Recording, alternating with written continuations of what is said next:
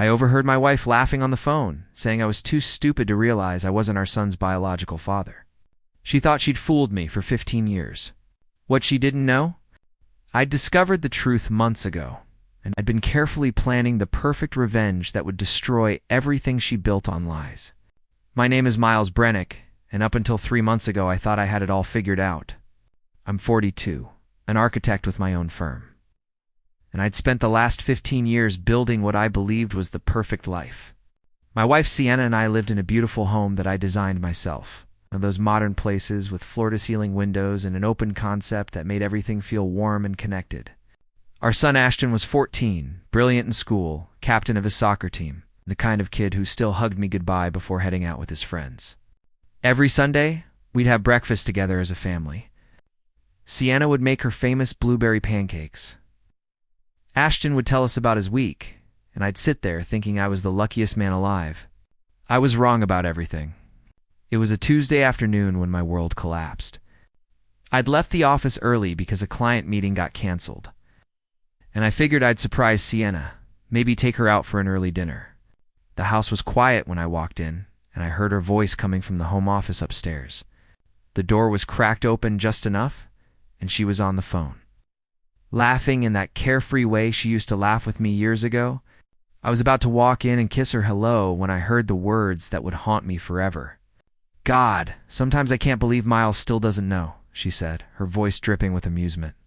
15 years and he actually thinks Ashton is his, my naive, trusting husband. It's almost sad how easily I fooled him. I froze in the hallway. My briefcase slipped from my hand and hit the floor with a soft thud, but she didn't hear it over her own laughter. She kept going, talking to whoever was on the other end, mocking me. She called me pathetically grateful to have her, said I was so desperate for a family that I never questioned anything. Every word felt like a physical blow, like someone was reaching into my chest and squeezing my heart until it burst. I don't remember walking back down the stairs or getting to my car in the garage. I just remember sitting there with my hands gripping the steering wheel so hard my knuckles turned white. My whole body was shaking. 15 years. 15 years of late-night feedings and first days of school. 15 years of teaching him to ride a bike, helping with homework, coaching his soccer practices. 15 years of loving a child who I thought was mine. The pain was so intense I couldn't breathe. My chest felt like it was caving in, and for a moment, I thought I might actually be having a heart attack. But I didn't confront her that day. I couldn't. Instead, I walked back into that house, sat down at the dinner table, and watched my wife smile at me like nothing had happened. And that's when I realized something important. If she could lie to my face for 15 years, I could hide the truth for however long it took to make her pay for every single second of it. If you've ever felt betrayed by someone you trusted completely, hit that like button because this story is about to get intense. And subscribe, because you won't believe how this ends. That night, I didn't sleep. I couldn't. I lay there in bed next to Sienna, listening to her breathe peacefully while my mind raced through every memory. Every moment, looking for the cracks I'd missed. Ashton had my last name, my mannerisms, my work ethic, but his eyes were a deep hazel, not the blue-green that ran in my family. His build was stockier, more athletic than mine had ever been. The signs were there all along. I'd just been too trusting, too in love with the idea of my perfect family to see them. The next morning, I started digging. I went through old photo albums while Sienna was at work, really looking at Ashton's baby pictures for the first time, with clear eyes. The shape of his face, the way his ears curved, the dimple in his chin that neither Sienna nor I had. My hands trembled as I closed the album and made a decision I never thought I'd have to make. I needed proof. I needed to know for absolute certain before I did anything else. I ordered a DNA test online, had it shipped to my office. When it arrived, I waited until Ashton was at soccer practice and collected a few strands of hair from his brush. The process felt dirty, secretive, like I was betraying him, even though he was innocent in all of this. Those 2 weeks waiting for the results were the longest of my life. I'd wake up at 3 in the morning, stare at the ceiling, and wonder if maybe I'd misheard. Maybe Sienna had been joking. Maybe this was all some horrible misunderstanding. The results came back on a Thursday. I was alone in my office when I opened the email. 0% probability of paternity. The words blurred on the screen as tears filled my eyes. I read it 3 times, hoping somehow the words would change, but they never did. I locked my office door and broke down completely. I cried harder than I'd cried since my father died, muffling the sobs with my hand because I couldn't let anyone hear me fall apart. But grief has a way of transforming into something else when you've been betrayed. By the time I left the office that evening, the tears had dried, and something cold and calculating had settled into my chest. I hired a private investigator the next day, a woman named Patricia Drummond, who came highly recommended. It took her less than a week to uncover what I needed. Carter Vaughn. That was his name. Sienna's former boss from 15 years ago, the man she'd had an affair with right before Ashton was born. Patricia showed me photos, timeline evidence, even old text messages she'd recovered from phone records. Sienna had known from the beginning that Ashton wasn't mine. She'd deliberately trapped me because I'd just gotten a major promotion. I was stable, reliable, good provider material. She'd chosen me not out of love, but because I was convenient. But Patricia found something else, something that made my blood run cold. Sienna was having another affair right now with a wealthy divorced client named Rex Donovan. They'd been together for 3 years and she was planning to leave me. She was going to take everything, including Ashton, and I was supposed to just accept it like the naive fool she thought I was. That's when I decided I wasn't just going to expose her. I was going to destroy everything she'd built on lies. I became a different person after that discovery. On the surface, I was still the same Miles. I still kissed Sienna goodbye in the mornings, still asked about her day, still played catch with Ashton in the backyard. But underneath, I was building something she'd never see coming. Every smile I gave her was calculated. Every conversation was an opportunity to gather more ammunition. I'd transformed into a detective in my own home, and I was damn good at it. Patricia Drummond wasn't just an investigator. She was a top divorce attorney, and when I showed her everything I'd collected, her eyes lit up like she'd just been handed a winning lottery ticket. She called my documentation airtight, said she'd never seen a case this well prepared. We spent hours in her office mapping out the strategy, timing, asset protection, custody approaches. She taught me about adultery laws, parental fraud, and financial misconduct. I learned that in our state, proving infidelity could mean Sienna walked away with almost nothing. That knowledge felt like the first real breath I'd taken in weeks. I installed security cameras in the common areas of our home, all completely legal. I recovered deleted text messages from our shared computer using software Patricia recommended. Every receipt, every credit card statement, every suspicious charge got documented and filed away. I caught Sienna meeting Rex in a parking garage one afternoon, watched through the camera feed as they kissed like teenagers, completely oblivious to the fact that I was 3 steps ahead of them. I even recorded another phone call with her sister, where she laughed about how she was going to paint me as an absent father and take full custody of Ashton. The financial chess game was delicate, but crucial. I quietly moved my inheritance into a protected trust account that Sienna couldn't touch. I documented every expensive purchase she'd made in the last year.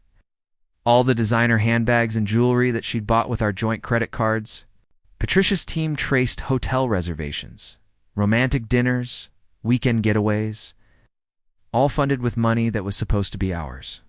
Sienna had even opened a secret bank account, slowly siphoning money away. She thought she was being clever. She had no idea I'd been watching every move for months. But the hardest part wasn't the evidence gathering or the legal strategy. It was Ashton. Every time I looked at him, my heart broke all over again. DNA test or not, he was my son. I'd raised him, loved him, been there for every scraped knee and bad dream. I didn't care what some lab report said. I told Patricia I was fighting for custody no matter what. And she showed me legal precedents where fathers who'd been defrauded still won parental rights because they'd established themselves as the child's real parent. That gave me hope, something to hold on to when the rage threatened to consume me. The final piece of my plan came together on a Sunday night. I was going to expose Sienna in front of everyone who mattered. I'd invite Carter Vaughn, the biological father who'd abandoned his responsibility. I'd invite Rex Donovan, her current affair partner who thought he was getting a future with her. And I'd make sure Sienna's smug, enabling sister was there to watch her world burn. She thought I was naive. She was about to learn just how wrong she was. I told Sienna we were having a family dinner to celebrate my birthday, that my parents wanted to do something special. She bought it completely, even offered to help with the preparations. The irony wasn't lost on me. I'd sent Ashton to stay with his best friend for the night. Told him I'd explain everything soon. He didn't need to see what was about to happen. I'd protected him for 14 years, and I wasn't going to stop now, even if it killed me inside. The doorbell rang at 7 o'clock sharp. Carter Vaughn arrived first, confusion written all over his face. I'd told him it was about a business opportunity, kept it vague. Sienna was in the kitchen when she heard his voice in the foyer, and I watched the color drain from her face as she walked into the living room. She stopped dead in her tracks, her wine glass trembling in her hand. Then Rex Donovan walked through the door, and I saw the exact moment panic set in. Her eyes darted between them, then to me, and I could see her mind racing, trying to figure out what was happening. "Miles, what is this?" Her voice cracked, trying to sound casual but failing miserably. I stood in the center of the room, surrounded by everyone who needed to hear the truth. Patricia was there, my attorney, standing quietly in the corner with a folder full of documents. Sienna's sister Portia had arrived minutes earlier, and she was already piecing things together, her face going pale. "It's time for the truth, Sienna," I said, my voice steady and cold. "All of it." I started with the phone call I'd overheard 3 months ago. I quoted her exact words, the ones that had been echoing in my head every single day since. "My husband is so naive, he doesn't know he's not our son's real father." Sienna opened her mouth to deny it, to laugh it off like it was some kind of joke, but I pulled out my phone and pressed play. Her voice filled the room, crystal clear, mocking me, calling me pathetically grateful. The blood drained from Portia's face as she heard her own voice responding on that recording. Then I turned to Carter. "You're Ashton's biological father," I said, sliding the DNA test results across the coffee table. "Congratulations." Carter's face went white. His wife, who he'd brought with him thinking this was a business dinner, let out a strangled scream. He didn't know. He'd had no idea he had a son, and now he was finding out in front of everyone. Sienna tried to run from the room, but I stepped in front of the door. "Sit down," I said quietly. "Everyone deserves to know what kind of person you really are."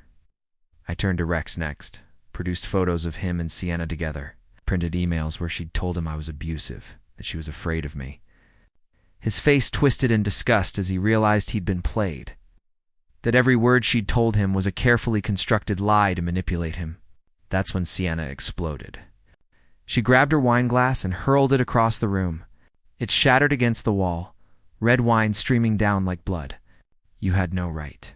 Sienna screamed, her voice shrill and desperate. "You invaded my privacy. You violated my trust." The audacity of those words hit me like a slap. I stepped closer to her and she actually flinched. "Privacy," I said, my voice dangerously quiet. "You stole 15 years of my life. You made me love a child you knew wasn't mine just so you could trap me for my money. And you want to talk about trust?" Portia tried to step between us, tried to defend her sister, but I had recordings of their conversations too. Every cruel joke, every mocking comment, every time they'd laughed about how stupid I was. Portia's face crumbled as I played them, realizing her betrayal was now public record. Patricia stepped forward then, professional and cold. She served Sienna with divorce papers right there in our living room, explained in precise legal terms exactly how destroyed she was. Adultery, fraud, misappropriation of marital funds. The prenup we'd signed had an infidelity clause that Sienna had clearly forgotten about. She'd get nothing. Everything we'd built, everything she thought she'd walk away with, was gone. Sienna's legs gave out and she collapsed onto the couch. "What about Ashton?" she whispered, grasping at her last card. "You'll destroy his life. You'll tear this family apart. I'm going to fight for custody," I said, "because I'm his real father, the one who was actually there, the one who loved him without conditions or ulterior motives. The difference between you and me, Sienna? I actually care about him. You just used him as a tool to lock down a paycheck." She lunged at me then, fingernails out like claws, but Portia grabbed her. The security team I'd hired was already at the door. They escorted Sienna out of the house, her screaming echoing through the neighborhood. While Carter and Rex slipped out quietly, both looking like they'd been hit by a truck. The fallout was immediate and brutal. Carter's wife filed for divorce the next morning. Rex blocked Sienna's number and refused to ever speak to her again.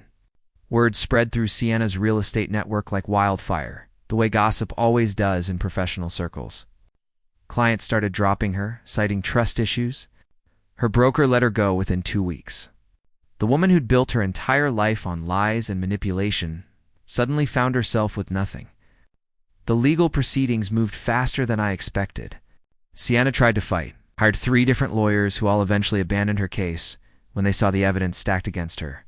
The judge was particularly unimpressed with the parental fraud, called it one of the most egregious cases of deception he'd seen. She walked away with exactly what she'd brought into the marriage 15 years ago, which was almost nothing. Within 6 months, Sienna had moved into a cramped studio apartment across town. Her luxury SUV got repossessed. The designer clothes got sold online for a fraction of what she'd paid. I'd see her social media sometimes. It's vague posts about new beginnings and learning lessons, but everyone who mattered knew the truth. The woman who thought she could fool me forever had lost absolutely everything. And I'd made sure the whole world watched it happen. The hardest conversation of my life happened on a Saturday morning, 2 weeks after the confrontation. Ashton came home from his friend's house, and I sat him down in the living room where everything had exploded. He already knew something was wrong. Kids aren't stupid, and at 14, he'd picked up on all the tension, the lawyers, his mother's sudden absence. I told him everything. Not the vindictive details, not the cruel things his mother had said, but the truth about his biology and why I'd done what I did. He stared at me for a long time, his eyes red and watery. Then he asked the question that broke my heart all over again. "Are you still my dad?" I pulled him into my arms and held him while we both cried. "I'm the only dad you've ever had," I told him. "DNA is just science. It doesn't change 15 years of loving you. It doesn't change that I'm the one who is there, who will always be there. You're my son, Ashton. Nothing will ever change that." He chose to stay with me. When Sienna tried to fight for custody, Ashton told the judge himself that he wanted to live with his real father, the one who'd actually raised him. That courtroom moment, watching my son stand up and claim me as his dad despite everything, was the moment I finally started to heal. A year later, everything had transformed. Ashton was thriving, excelling in school. His soccer team made it to regionals. We went to therapy together, worked through the trauma, learned how to trust again. My architecture firm landed the biggest contract of my career, a downtown development project that put my name on the map. Financially, I was better off than I'd ever been.